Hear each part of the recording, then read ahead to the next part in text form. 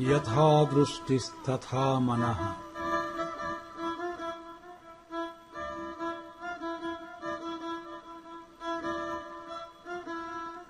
यथा मनस्तथा भावः।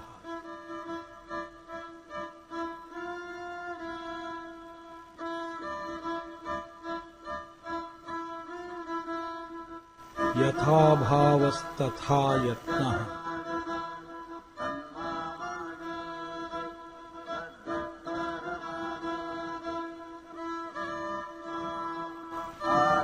यथा यत्नस्तथा फलम्।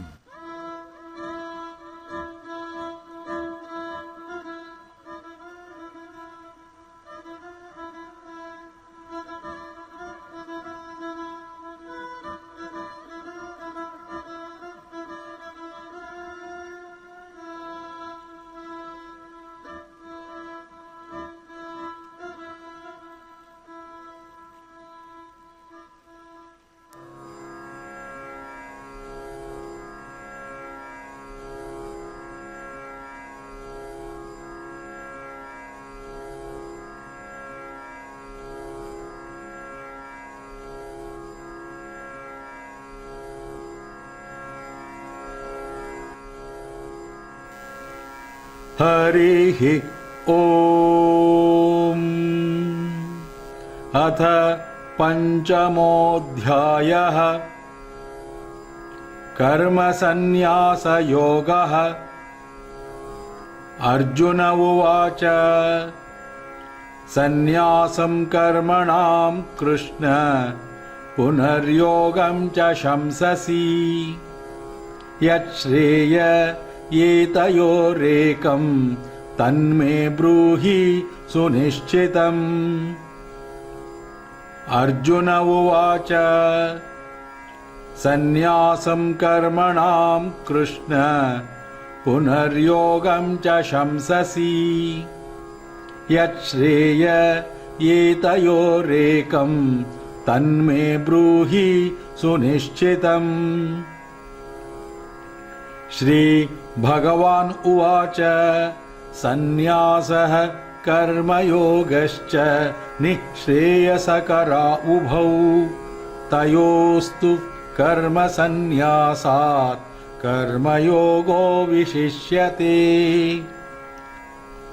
श्री भगवान् उवाच सन्न्यासः कर्मयोगश्च निःश्रेयसकरा उभौ तयोस्तु कर्मसन्न्यासात् कर्मयोगो विशिष्यते। ज्ञेयः स नित्यसन्न्यासी यो न द्वेष्टि न काङ्क्षति निर्द्वन्द्वो हि महाबाहो सुखं बन्धात् प्रमुच्यते। ज्ञेयः स नित्यसन्न्यासी यो न द्वेष्टि न काङ्क्षति निर्द्वन्द्वो हि महाबाहो सुखं बन्धात् प्रमुच्यते। सांख्ययोगौ पृथक् बालाः प्रवदन्ति न पण्डिताः एकमप्यास्थितः सम्यक् उभयोर्विन्दते फलम्। सांख्ययोगौ पृथक् बालाः प्रवदन्ति न पण्डिताः एकमप्यास्थितः सम्यक् उभयोर्विन्दते फलम्।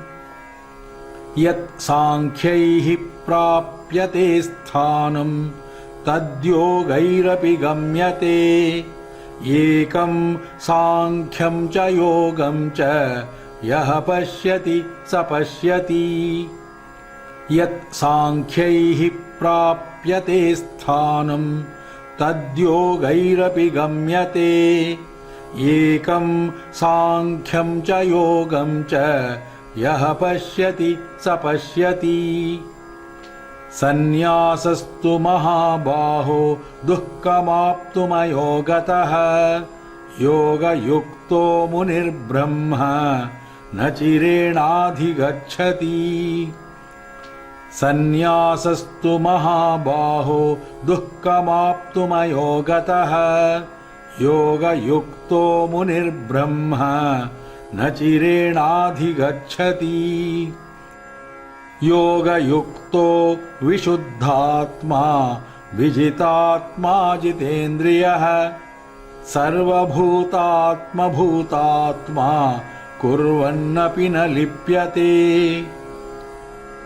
योगयुक्तो विशुद्धात्मा विजितात्मा जितेन्द्रियः सर्वभूतात्मभूतात्मा कुर्वन्नपि न लिप्यते नैव किञ्चित् करोमीति युक्तो मन्येत तत्त्ववित् पश्यन् शृण्वन् स्पर्शन् जिघ्रन् अश्नन् गच्छन् स्वपन् श्वसन् नैव किञ्चित् करोमीति युक्तो मन्येत तत्त्ववित् पश्यन् शृण्वन् स्पर्शन् जिघ्रन् अश्नन् गच्छन् स्वपन् श्वसन् प्रलपन् विसृजन् गृह्णन् उन्मिषन् निमिषन्नपि इन्द्रियाणि इन्द्रियार्थेषु वर्तन्त इति धारयन्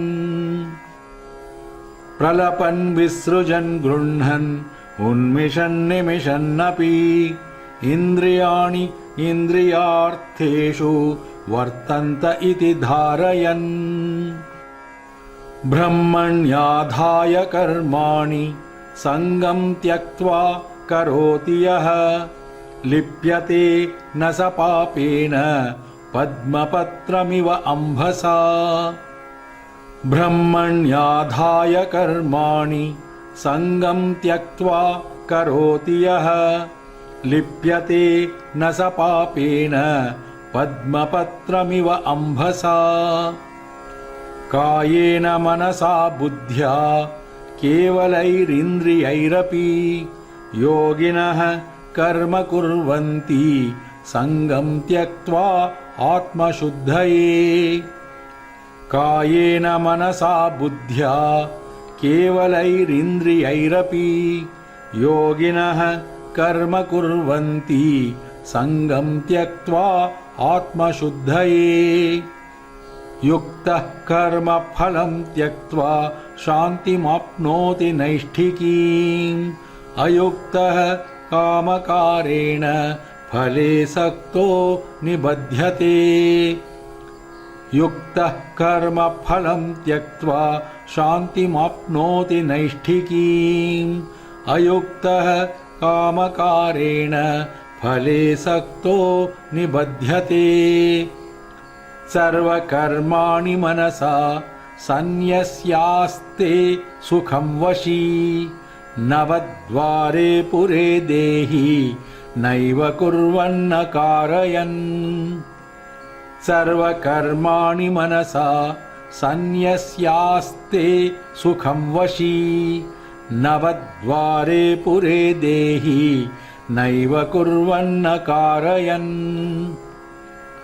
न कर्तृत्वं न कर्माणि लोकस्य सृजति प्रभुः न कर्मफलसंयोगं स्वभावस्तु प्रवर्तते न कर्तृत्वं न कर्माणि लोकस्य सृजति प्रभुः न कर्मफलसंयोगं स्वभावस्तु प्रवर्तते नादत्ते कस्यचित् पापं न चैव सुकृतं विभुः अज्ञानेन आवृतं ज्ञानं तेन मुह्यन्ति जन्तवः नादत्ते कस्यचित् पापं न चैव सुकृतं विभुः अज्ञानेन आवृतं ज्ञानं तेन मुह्यन्ति जन्तवः ज्ञानेनातु तदज्ञानं येषां नाशितमात्मनः तेषामादित्यवत् ज्ञानं प्रकाशयति तत्परम् ज्ञानेनातु तदज्ञानं येषां नाशितमात्मनः तेषामादित्यवत् ज्ञानम् प्रकाशयति तत्परम् तद्बुद्धयः तदात्मानः तन्निष्ठाः तत्परायणाः गच्छन्ति अपुनरावृत्तिम् ज्ञाननिर्धूतकल्मषाः तद्बुद्धयः तदात्मानः तन्निष्ठाः तत्परायणाः गच्छन्ति अपुनरावृत्तिम् ज्ञाननिर्धूतकल्मषाः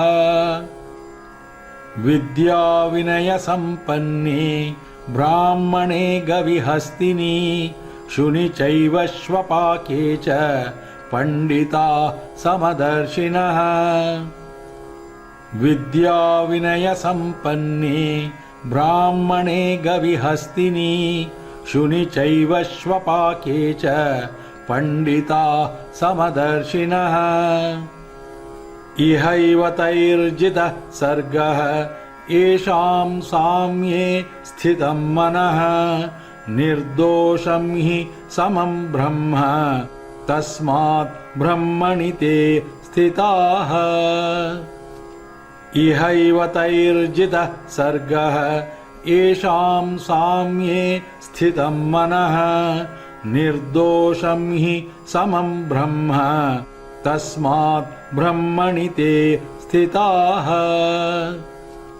न प्रहृष्येत् प्रियं प्राप्य नोद्विजेत् प्राप्य चाप्रियम् स्थिरबुद्धिरसम्मूढः ब्रह्मवित् ब्रह्मणि स्थितः न प्रहृष्येत् प्रियं प्राप्य नोद्विजेत् प्राप्य चाप्रियम् स्थिरबुद्धिरसम्मूढः ब्रह्मवित् ब्रह्मणि स्थितः